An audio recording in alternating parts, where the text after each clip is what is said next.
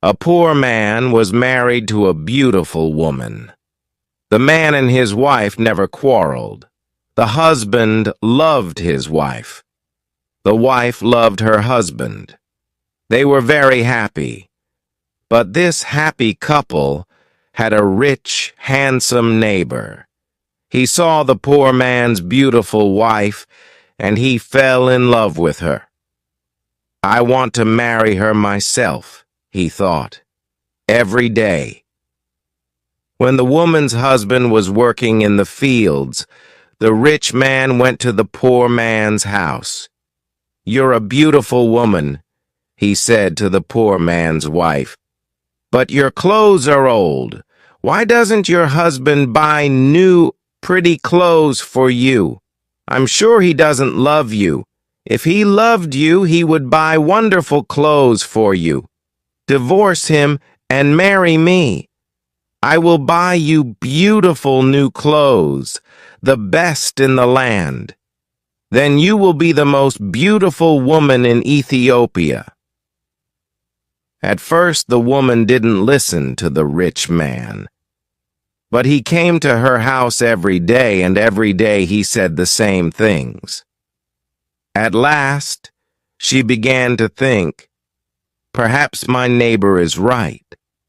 Why doesn't my husband buy beautiful new clothes for me? Perhaps he doesn't love me. That night, she said to her husband, "Look at me, husband. My clothes are old and ugly. I want new ones. Buy me some new clothes." Her husband smiled at her. "You don't need new clothes," he said. "You are the most beautiful woman in the world to me." She was angry. "Don't you love me?" she said. "If you love me, buy me a new dress." Her husband loved his wife, and he wanted to please her. "I have only a little money," he thought, "and I need a new plow. But I want my dear wife to be happy." So the next day he went to the market and he bought a new dress for his wife. He took it home to her and she put it on. "Thank you, my dear husband," she cried. "Now I know that you love me." When the rich man came to see her again, she was wearing her new dress.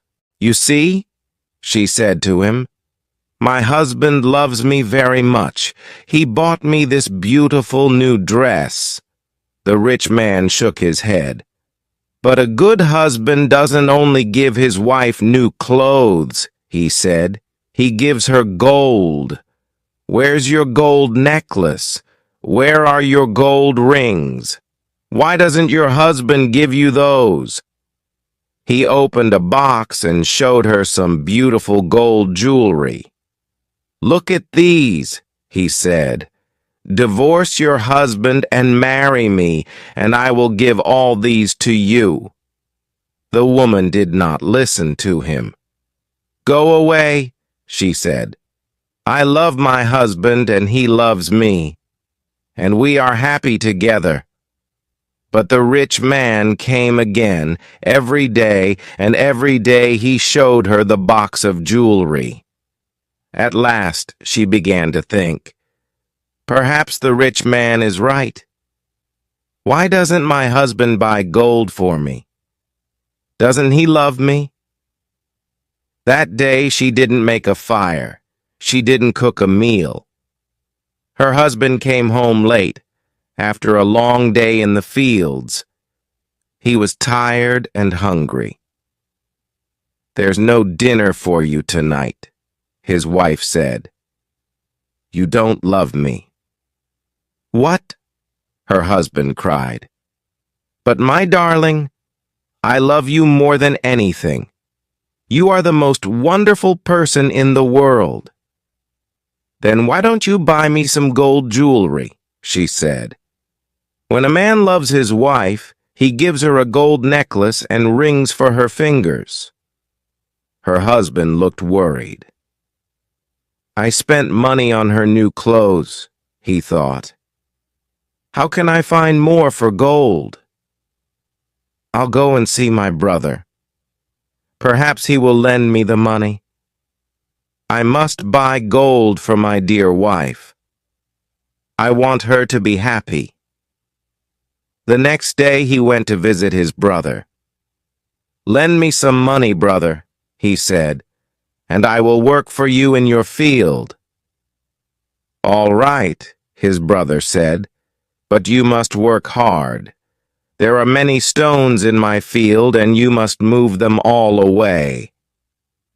Her husband agreed and took the money. He went to the market and bought some gold jewelry. Then he took it home to his wife. His wife was very happy. She put the necklace round her neck and put the rings on her fingers. "Look at me," she said. "Am I not beautiful?" "You're very beautiful," her husband said. "If you are happy, am happy." She put her arms round his neck. Thank you, my dear husband," she said. "Now I know that you love me." The next day her husband went out very early, before the sun rose in the sky. He ran to his brother's field. It was covered with stones. "I must work very hard now," he thought. "I must start early and stop late. L must pay my debt to my brother." His wife was working happily at home. "I'd make a wonderful dinner for my husband tonight," she thought. "He gives me wonderful presents. He works hard for me. I know that he loves me." "Hello?" a voice called out. "Are you there?" The woman went outside. Her rich neighbor was there. "Ah, it's you," the woman said. "Listen, neighbor. You were wrong about my husband. Yesterday he bought me this beautiful jewelry. He loves me very much and I love him. I will not divorce him. I will not marry you." The rich man was worried. Her husband loves her too much, he thought. If I want her, I must be clever. At last he said, "Your husband gave you clothes and jewelry, but I can give you more than that." "What? What do you mean?" the woman cried. "Can your husband make miracles?" the rich man asked. "Miracles?" "No, of course he can't make miracles," the woman answered. "Only God can make miracles. Men cannot make them, but I can." The man said, "Because I love you. Love can make miracles. If your husband loves you, he can make miracles for you. If you love me, I will make miracles for you." "Make a miracle for me now," the woman said. "I can't," the rich man answered. "You must promise to love me first. You must leave your husband and come to me. Then I will make wonderful, wonderful miracles for you." The woman said nothing, and the rich man went away. That night, the poor man came home late. He was very tired and hungry. His wife brought water for him, and he washed himself. She brought delicious food for him, and he ate it. "My poor husband," she thought. "He works so hard for me, and he is so tired and hungry. The rich man is foolish. How can my husband make miracles? It's impossible." But the next day, and the day after, and the day after that, the rich man came to her house again. "Did your husband make a miracle for you yesterday?" he asked the woman. "Leave him, and love me, and I will make many, many miracles for you every day." At last, the women began to listen to him. One day, when her husband came home, she was sad. "Wife, dear wife, what is wrong with you? cried her husband. "Are you sick?" "No," she said. "I'm sad because you do not love me." "What?" cried her husband. "But you know that I love you. I bought you new clothes. I bought you gold jewelry. You're the most precious thing in the world to me." "But you don't make miracles for me," his wife said. Her poor husband was very surprised. "Miracles? Of course I can't make miracles," he said. "Why do you want a miracle? Who gave you the idea?" "Our neighbor came to see me today," the woman said. "Love makes miracles," he said. "If a man loves a woman, he will make miracles for her." Her husband was very worried. "That wicked man wants to take my wife," he thought. "All this trouble comes from him. When he first came here, she wanted new clothes. Then she wanted gold jewelry. And now she wants a miracle. What can I do? If I don't make a miracle, perhaps my wife will leave me and marry him."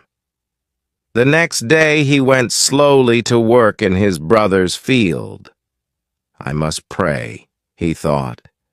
"Only God can help me now." He looked up to heaven.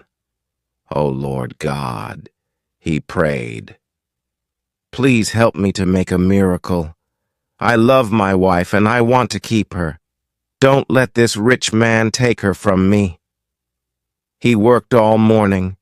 He was moving stones from his brother's field. In the middle of the day, he sat down under a tree to rest. A man was sitting there already. "Who are you?" the poor man asked. "I am a wizard," answered the man, "and I have a gift for you. Look, here are 2 sticks. They make miracles." "Miracles?" the poor man said. He was happy now. "What kind of miracles?" "If you touch person with the first stick, the wizard said he will become a donkey." The poor man thought of the rich man, and he smiled. "A donkey?" he said. "That's very good. And if I touch him with the second stick, what will happen?" "He will become a man again," said the wizard. The poor man took the sticks and jumped up. "Oh, thank you, my friend," he said. "I prayed to God and he sent you to me. Now I can keep my wife and punish my enemy." He ran home. "Wife," he called out, "come here. I'm going to make a miracle." His wife came out of the house. "A miracle?" she said. "What miracle?" "Look," said her husband. He touched her with the first stick. At once she became a donkey. She lifted her head and tried to speak, but she could not. He ha, was all she could say. Her husband touched her with the other stick. At once she became a woman again. "Husband, that's wonderful," she said. "It's a real miracle. How did you do it?" "I prayed to God," her husband said, "and he helped me. And now, wife, I am going to punish my enemy." "Your enemy?" said his wife. "Who is that?" "You know my enemy," her husband said. He was looking at her. He wasn't smiling now. "It's the rich man, our neighbor. He comes to our house when I am working in the fields. He gives you bad ideas. 'Ask your husband for new clothes,' he says. 'Ask him for gold jewelry. Ask him for a miracle.' Am I right? Did our rich neighbor give you all these ideas?" His wife said nothing. "And did you listen to him?" her husband went on. His wife did not look at him. She was ashamed. "I'm sorry," she said. It's true, he said all those things. He wanted me to divorce you and marry him, and I listened to him. And do you want to divorce me and marry him? Her husband asked. She looked at him. Her eyes were full of tears. No. Dear husband, I want to stay with you forever, and I will never listen to him again. Then take this stick, her husband said, and touch the rich man with it. He gave his wife the first stick, but he hid the second one in the roof. The next day he went to work. Soon the rich man arrived at the woman's house.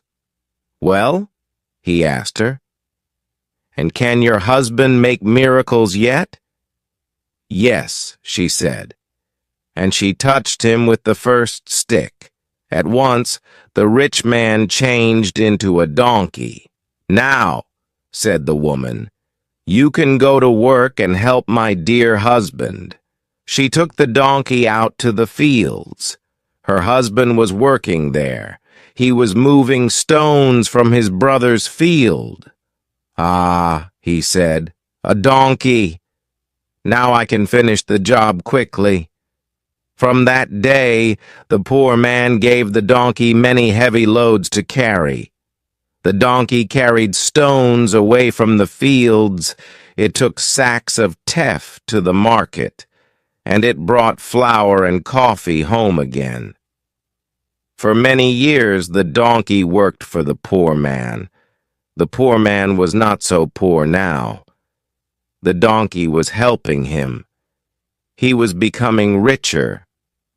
One day, the poor man looked at the donkey.